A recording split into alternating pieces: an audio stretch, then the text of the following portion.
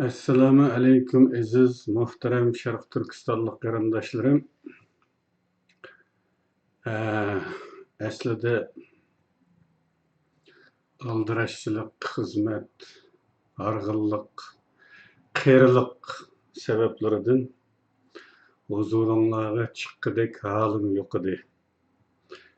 Ammo bugungi milliy taqdirimiz, siyosiy taqdirimizga oid vaziyatimizda ba'zi jiddiy diqqat qilishga tegishlik masalalar mavjud bo'lganligi uchun buningga vaqtida javob berishga majbur bo'lyapmiz.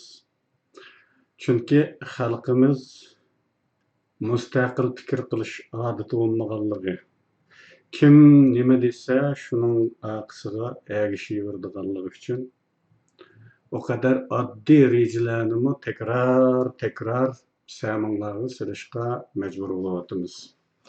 Ko'rib turganinglardek tema siyosiydagi qora nurliq chiroq. Bu yeni bir gap emas qarindoshlarim, yeni gap emas.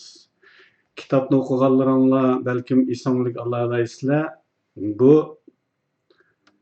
Aynak nomli kitobda e'lon qilingan bir maqola aslida. Bu maqolaning yozilganiga shu anda 21 yil bo'ldi qarindoshlar. 98-yili 5 hafta yozganman bu maqolani.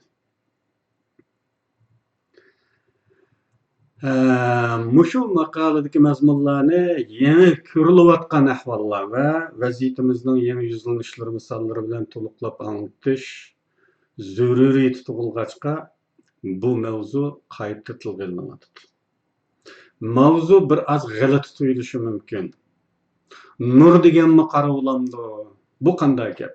Degandek taajjublik savollar tug'ilmay qolmaydi. Bu atalg'i aslida Xitoycha atalg'ining to'g'ridan-to'g'ri tarjimasidan kelgan. Xitoychadagi Xiguangding degan so'zdan. Nima uchun Uyg'urchada bevosita ismi yo'q deyilishi mumkin? Buningga nima deymiz? Uyg'urchada odatdagi turmushimizda har kuni ishlatadigan narsalarning Uyg'urchasi bo'lmayotganda va bolalarning g'achchida boshqa millatning tilidagi ismga tegishib olib qolgan ahvolimizda bunday turmushimizning sirtidagi narsalarning ismi bo'lishi notayin. Xabaringlar bo'lganmi yo'q herhalde men Sadgarining ilgirki kasblaridan biri agronomning yordamchiligi bo'lgan. Ya'ni men dehqonchilik texnik punktida o'simlik asrash bo'limida bir yildan ortiq ishladim. O'simlik asrash asosiy jihatdan ziyondosh hasharotlarga qarshi harakatdan iborat. Shunlashqa bu bo'limning asosli ishi hasharotshunoslik. Ziyondosh hasharotlarning yashash odatlarini ve faydalı hasharotlarning yashash odatlarini, ko'payish odatlarini tadqiq qilish orqali ziyondan saqlanishni tadqiq qiladigan bir bo'lim hasharotshunoslik. Men bu bo'limda shogird texnik bo'lib bir yil ishlagan, shunga hasharotlar haqida ma'lum tanishligim bor. Hasharotlar haqida ma'lum bilgim bor yani. Mana shu hasharotshunoslik kasbida ishlatadigan bir xil hasharot yo'qotish uskunasining ismi qora nurliq chiroq. Bilasizlar qarindoshlar, hasharotlarni yana Farschada nima deydi? Hasharot uçar kanatlarını birdemden unuttum. Kallaның o'xshab ketganini qaranglar. Hijolatchilik oldu. Hasharotlarning xususiyatlariga ko'ra uni to'plab yo'qotadigan bir usul yani. Sizning biladiganinglarda shirniga amroqlik xususiyatidan foydalanib, yozning kunlari chivinni to'plab yo'qotadigan bir xil usul var. U bo'lsa-mu zəhərlik suyuqluqqa şirni aralashtirib, ya'ni tatliq aralashtirib taqsiga qo'yib qo'ysak, chivin shirnini yalayman deb kelib, bu zəhərdə ölüdü. Toplab yo'qotishning usuli. Uni bir-birlab qo'g'lab yurib yo'qotish vaqt va odam kuchi jihatdan cho'ng isrofchilik bo'ladigan bo'lg'achqa, ham unumlik bo'lmaydigan bo'lg'achqa, ama usul chiqqan.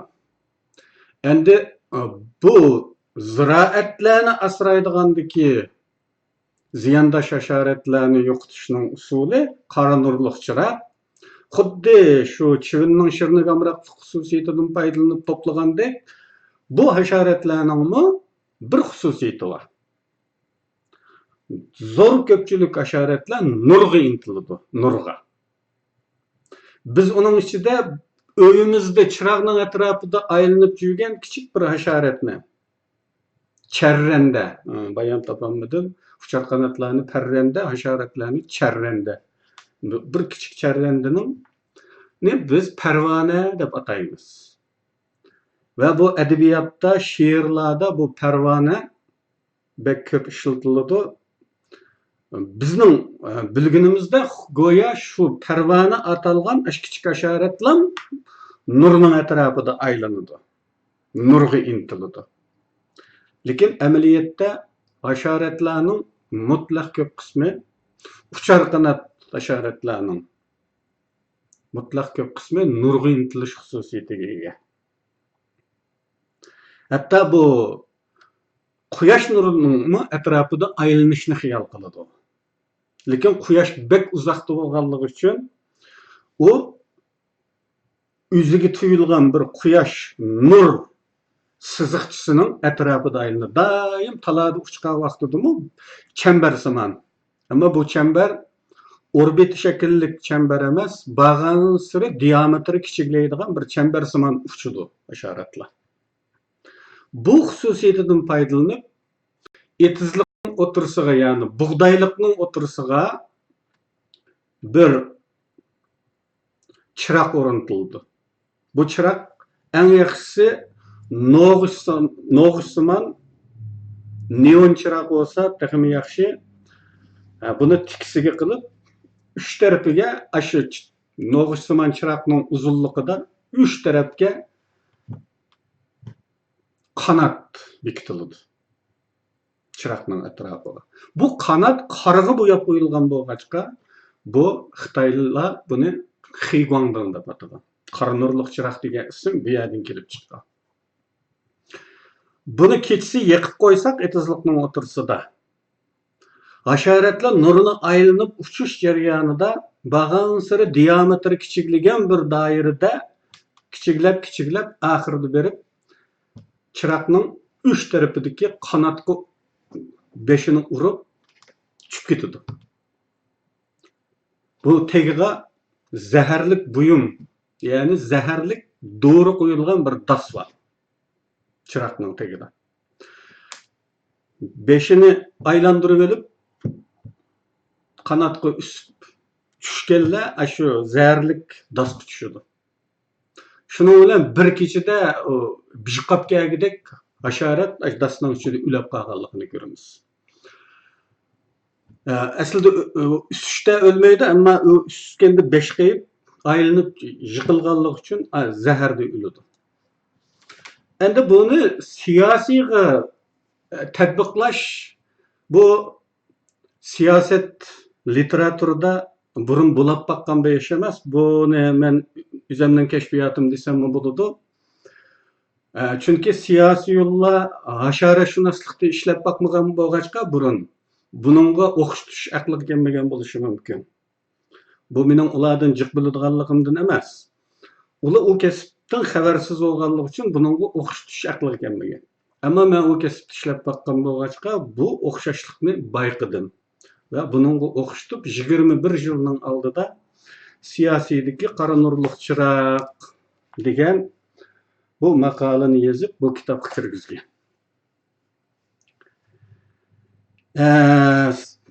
Masalan, endi buni siyosiy qanday tatbiqlaymiz?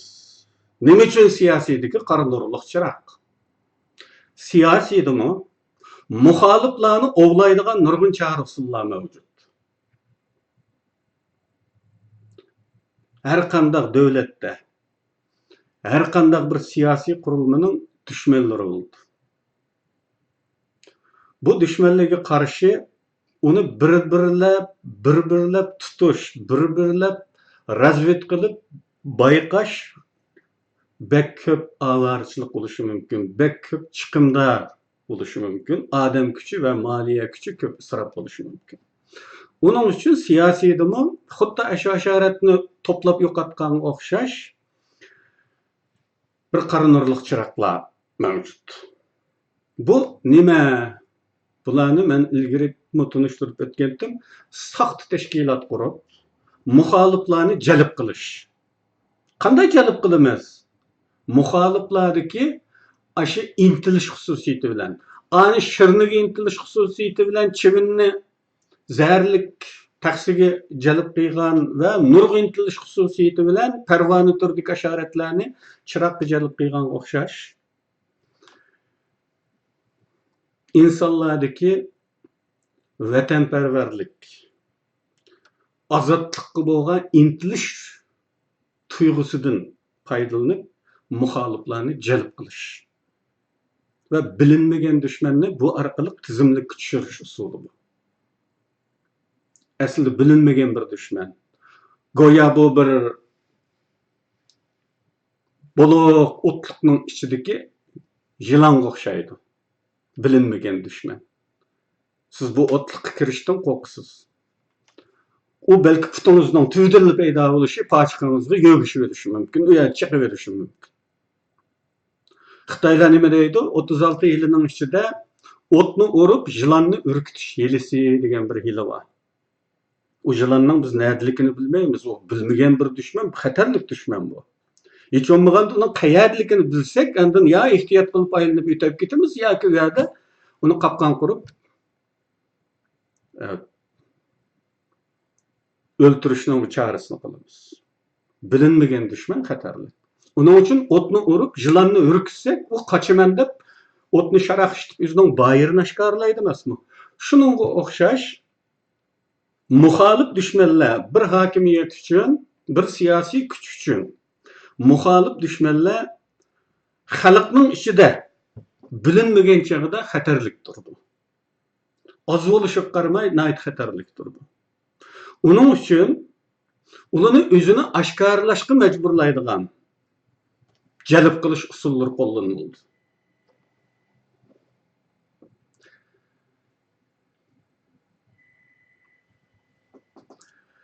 Mana bu usulni siyosiydagi qora nurliq chiroq deb ataymiz.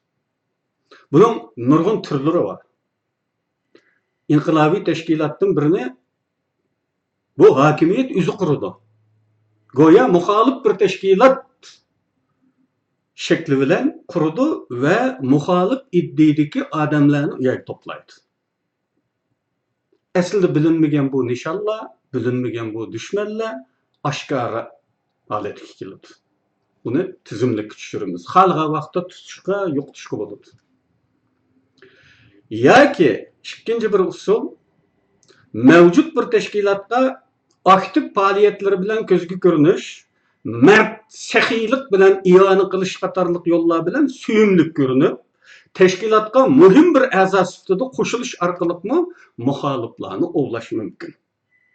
Aslida bu inqilobchilar tarafidan qurilgan tashkilot bo'lsa-mu, uni tadrijiy kontrolga elish orqali uni siyosiydagi qora nurliq chiroqqa aylantirg'ili bo'ladi.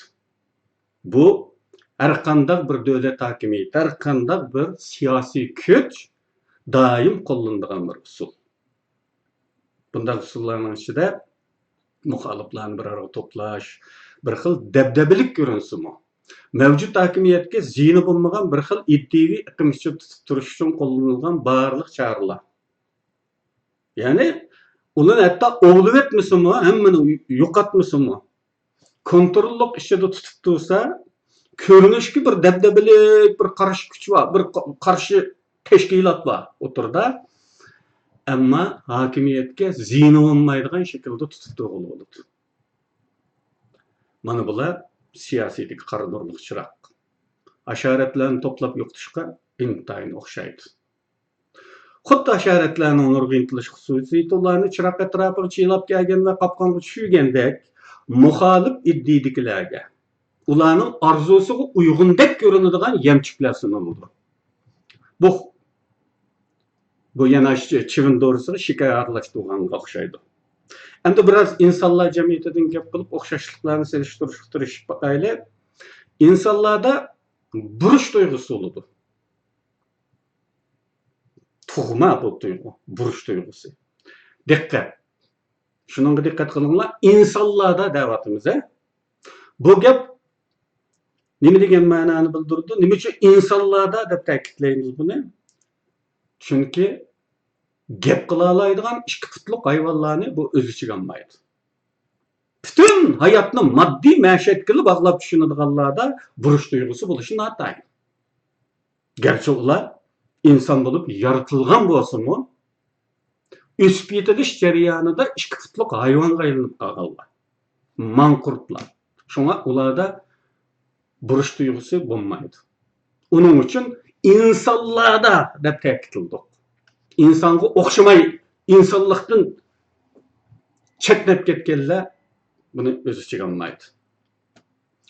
Bu shu konkret mazmunlarni o'z ichiga oladi. Bir musulmon inson agar bo'yniga farz qilingan burushlarini degandek o'rindab ketolmagan bo'lsa, u o'z o'zini vijdon sotiga tortadi. Buni hissiy tajribadan o'tkazalaysizlar. Ruhiy jihatdan o'zingni xiyolingizda tajriba qilib boqsanglar bo'ladi. Öz özünü vicdan sotiga tortadi. Doim öz vijdoni oldida gunohkorlik hissiga botadi. O'zini so'roqlaydi. Nima deb Allah topshirgan bu vazifalarimni o'rinlayolmadim. Endi men nima deyman? Allohga muloqot bo'lgan vaqtimda, tongla mahsharda nima deb javob beraman? Ajab, bu namozimni qazo qildim, bilib turib bir quruq gapning keyini kirib namozni qazo qildim deb ichi aytishidi. Mana bu burush tuyg'usi bu.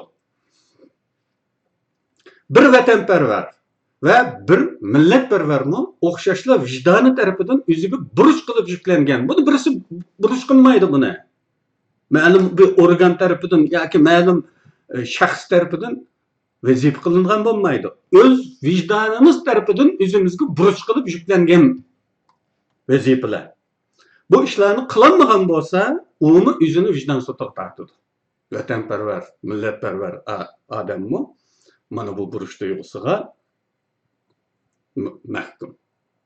Ichida azoblanadi. Millat xorliqda, vatan munqarizlikdan ajab hech ish qilolmadim deb azoblanadi. Mana bu insondagi burush tuyg'usi. Mana bu insoniylikdir. Burush tuyg'usidan bir turli kuchli energiya hosil bo'ladi. İnsanın nişanga qarab chepshiq turtishi mumkin. Bu energiya ba'zi hollarda portlash xarakterli qudratga ega bo'ladigan chog'larim bo'ladi. Mana bu energiyadan to'g'ri foydalana olganlar. İnsanlar ichida ba'zilar bundan to'g'ri foydalana oladi. Ba'zilar shu uf qilib hasratlanib qo'yib o'taveradiganlar bor. Foydalana olganlar cho'qim muvaffaqiyatli ishlarni qila olishi mumkin. Dunyo tarixida buyuk ishlarni qila olgan büyük adamlarning hammasi mana shu energiyaga tayangan. İstihbarat tashkilotlarining psixologik urush bo'limlari mana shundoq inson fitratida tabiiy mavjud bo'lgan orzularni diqqatdan qochirmaydi. Fitratga putilgan qarash turish. Ya'ni fitratga putilgan, Allah tarafidan putiladi bu. Fitratga putilgan narsalar. Bunga qarash turish tabiiy qonuniyatlarga tamamen qarshi turish. Ko'p chog'larda muvaffaqiyatsizlik kelib boradi yoki tamamen muvaffaqiyatsizlik kelib boradi. Nima uchun? Chunki uni Alloh belgilab etgan. Biz normalda ilmda tabiiy qonuniyat deymiz. Bu aslida ilohiy qonuniyat bu. Chunki qonuniyatni ma'lum bir kishi yoki ma'lum bir zot, ma'lum bir organ belgilaydigan narsa. U holda tabiiy qonuniyatni Allah'dan başka kim belgileyeleydi? Hiç kim. Demek o ilahi kanuniyet o. O tabiatning qo'yniga yoshirib qo'yilgan, insonlar aqlini joriy qilib tepib chiqish uchun tashlangan bir insonlarni idrok qilishga, ijtihod qilishga rag'batlantirish uchun qo'yilgan bir imtihon bu. Yoshirin imtihon savoli. Demak, bu Allah bekitgan qonuniyatlarga qarshi turib, yuzma-yuz qarshi turib, ayig'i chiqila olmaydi. Bu bendining qo'lidan kelmaydi. Muvaffaqiyatsizlik kelib boradi. Bunday masalalarda oftobning chiqishiga, suvning iqishiga degan gap bor-ku, ish tutadigan gap. Andan bu texnik foydali bo'ladi. Xuddi Xitoyning ilmlari ichidagi yo'lvosning tukini yetishiga silash degandek bir hol bu. Yo'lvosning tukini ta'tirga silsangiz, hamma tuk uyri bo'lib ketadi. Yo'lvos mugdab yetishdan cho'chib qo'pishga o'zgarishi mumkin. Masalan, ish boqquchilar ishni davomli bog'lab qo'ysa, g'aljirlashib ketadi. Deydi. Chunki u zerikidi, tabiatni kesgisi keladi, bog'lab turaversa, achchig'idan yig'ilday bo'lishi normal. Shunga g'arbda ish vaqtidagilar doim ishtini itilib aylantirib turadi. Hatto buni kundalik bir hayot kun tartibidagi muhim bir modda bu. Otni tanshirib qo'ysangiz, doim bog'lab tutsangiz, dalada qiyg'itishni arzu qiladigan shunday qilish fitratiga putilgan otni yomon qo'yilib qolib ketadi. Shunga ot ko'ndirgichilar otni qo'rovishida og'amchining uchini tutib aylantirdi. Buni bu g'arbning kovboy filmlarida ko'rsizlar. Ko'p chaqildi. Uningga bir og'amchining uzunligi bilan cheklanadigan erkinlik berish orqali uning chepish xumarini bosqili bo'ladi. Yavaşlatqılı oldu. At goya dalada çepip peyz qılıvatqandek memnun bulup qaladı. Ama at egisi ameliyatda onu qoruğda tutkan, kontrolluktan çıkamadan oldu. Tefekkür kılın qarindaşlar. Siyasi kişilerin xuddi şunda. Bir milletning fitratidagi siyasi mazmunlarning biri azatlık arzusu. Azatlıkka bo'lgan tug'ma intilish ro'yi. Bu uning fitratiga putilgan ilahiy shifr bu. Bununla qarshi turib, uni o'chirib ayig'idan chiqib olmaydi. Bu xil burush tuyg'usidan, vijdon sotining turtishidan tug'ilgan g'oyat zo'r energiyadan kelib chiqish ehtimoli bo'lgan qo'rqinchli oqibatlardan saqlanish uchun siyosiy g'oya bu siyosidagi qora nurli chiroq borliqqa kelgan. Ash oqibatlarning mushu burush tuyg'usidan tug'iladigan energiyaning turtishi bilan barliqqa kelish ehtimoli bo'lgan siyosiy kuchga nisbatan ofat hisoblanadigan oqibatlardan saqlanish uchun siyosatdagi qora nurli chiroq borliqqa kelgan. Sizning siyosiy g'oya, burush tuyg'ungiz, ozodlik istingiz ustunlik bilan foydalanib, xuddi hasharotning nurga intilish xususiyatidan foydalanib bir arga to'plagandek yoki shirni gamratligidan foydalanib bir arga chivin to'plagandek insonlardagi ash insoniy intilishlarga uyg'unlashtirilgan qora nurli chiroqlar yiqiladi. Xuma chiqaradigan qo'rovlar hozirlab beriladi. Siz dalada erkin o'z ixtiyorim bilan chekyapman deb o'ylaysiz, amaliyotda kontrollik ichida harakat qilayotgan bo'lasiz. Ama bunun bilan sizning vatanparvarlik xumaringiz, milliy ozodlik xumaringiz pastkaraga tushiriladi. Ko'nglingizda o'zingizning milliy va insoniy burchini ado qilganlik qanoati shakllantiriladi. Ammo amaliyotda hamma narsa bir qo'lliq kontrollik ichida bo'lib, ideologiyangiz, siyosiy yo'lingiz, oxirgi nishoningiz degandeklarning hammasi birlar tarafidan sizga hozirlab berilgan bo'ladi. Bu bir turli bexatar inqilob shakli bo'lib qilibishib qoladi. Konu monopol inqilobchilar ma'lum uyga yaqin yerdagi shirkatga xizmat berib kelgandeklar bir xil da'vo shakllantirgan bu. Buni o'tganda sharhlab o'tdik. Shunga o'xshash bu qilibishib qoladi. Buningga o'ginib qolgandan keyin qo'lingizni yo'l qiyg'ingiz kelmaydi, ushitgingiz kelmaydi. Bundan bir holat kelasiz. Haqiqiy turda dushmanga zarba bo'lgan harakatlarni emas, bunda iddiyani qabul qilolmaydigan holatga kelib qolasiz.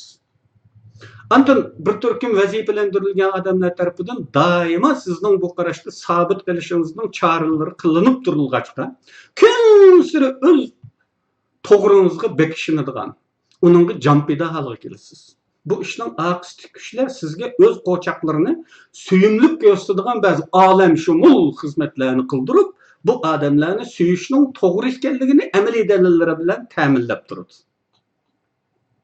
Va ilgari josuslikning bugungi taraqqiyoti haqida to'xtalganimda bu kitobdimi bor, videodimi bor.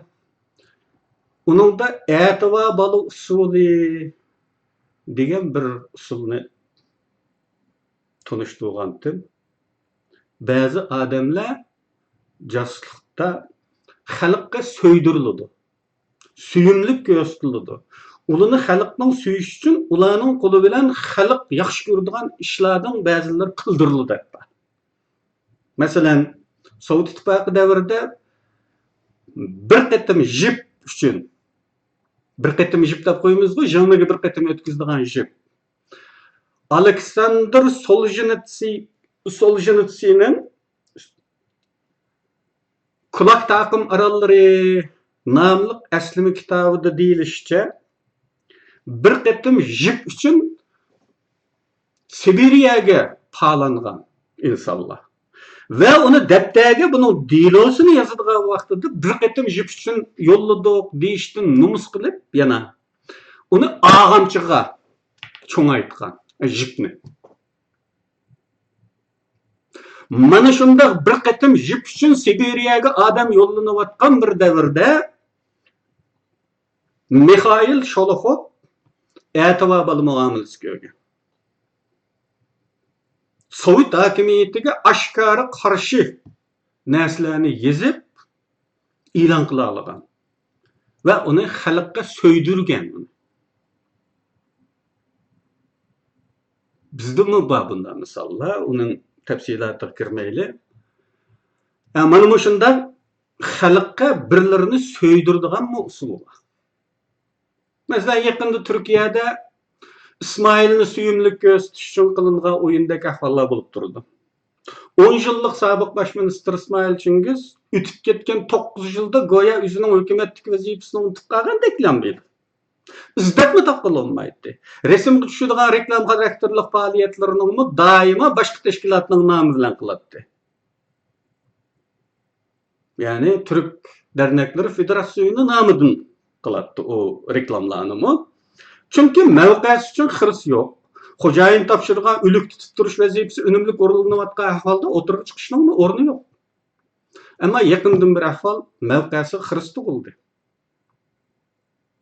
Keyin vazifasidan ilib tashlandi. Shuning bilan o'g'i chiqsimi, hukumat nomida, so'g'i chiqsimi, hukumat nomida harakat qilib, o'zining naqadar faoliyatchan birisi ekanligini amaliy o'rnaklarda isbot qilish ehtiyoji tug'ildi.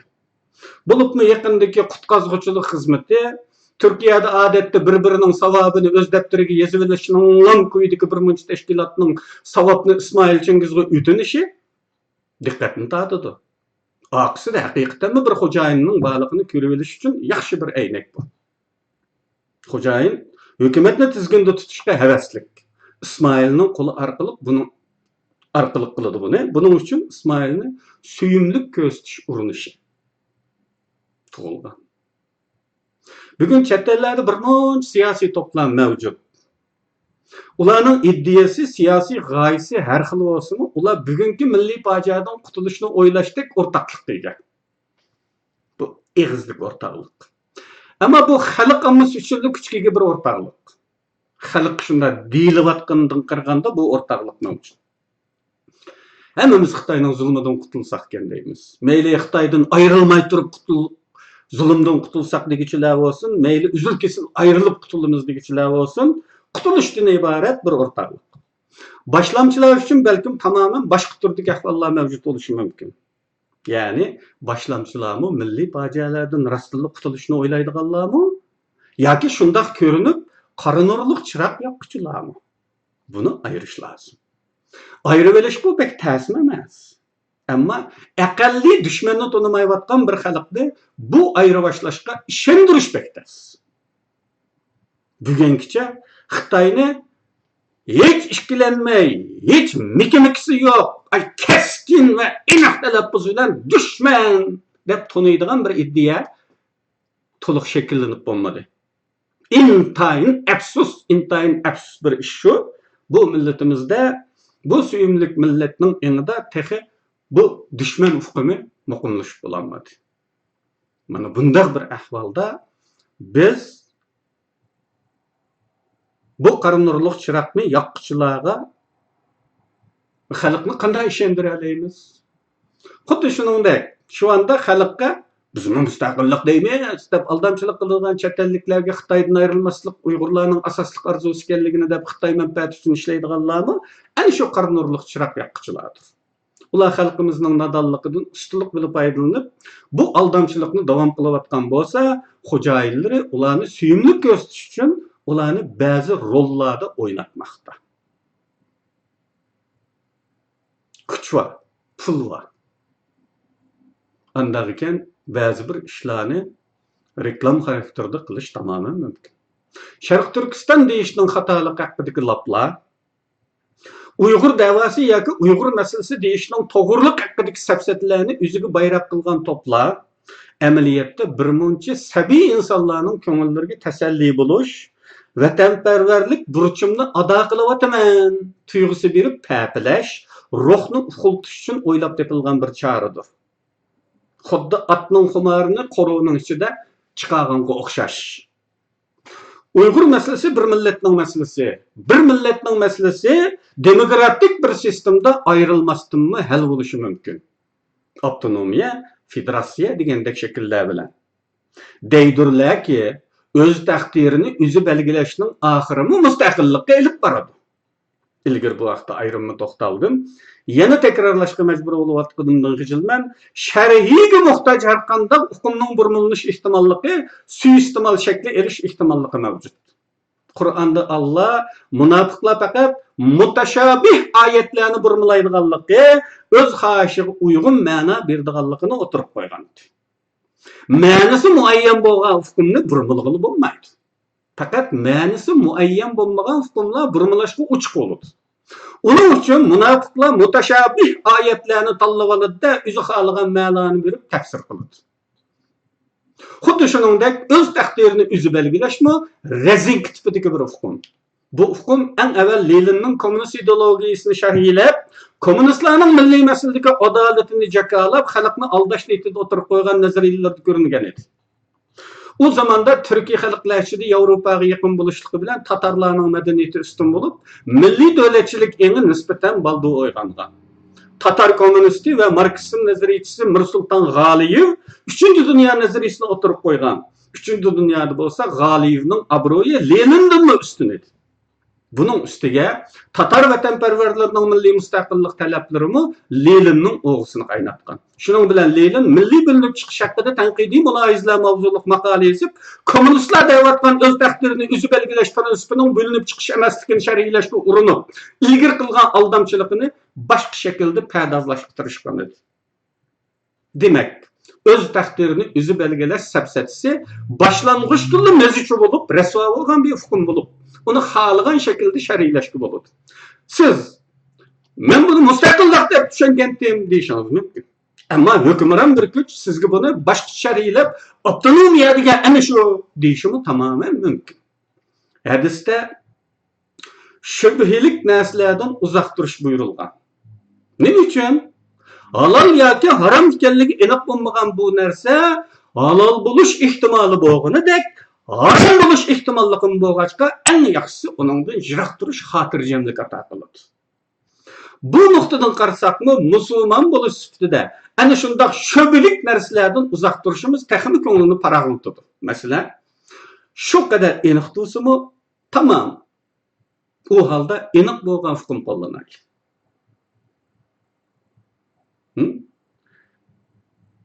Mesele şu kadar aniq tursimi bo'ladi.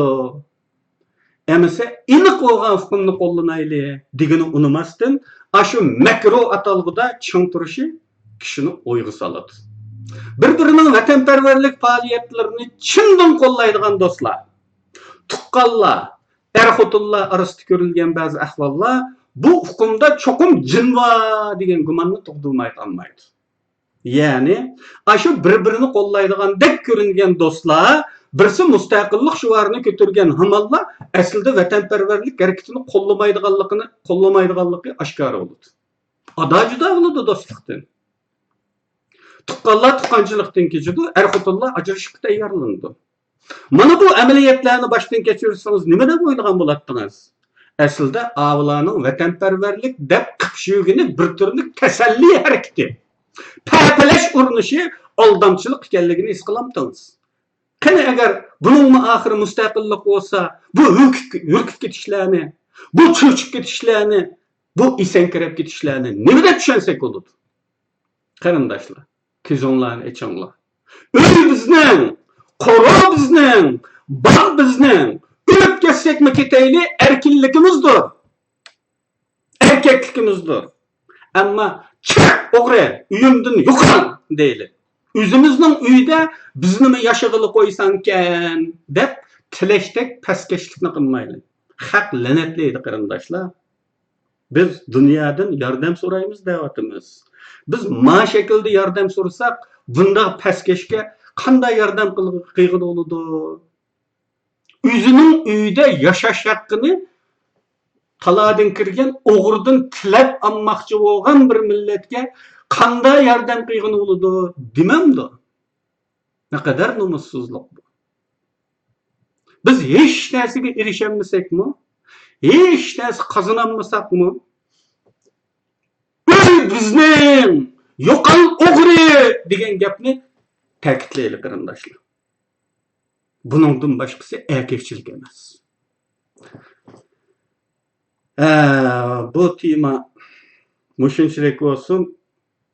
Qarindoshlarning savollari bo'lsa, inkasda ma'lum qilsa bo'ladi.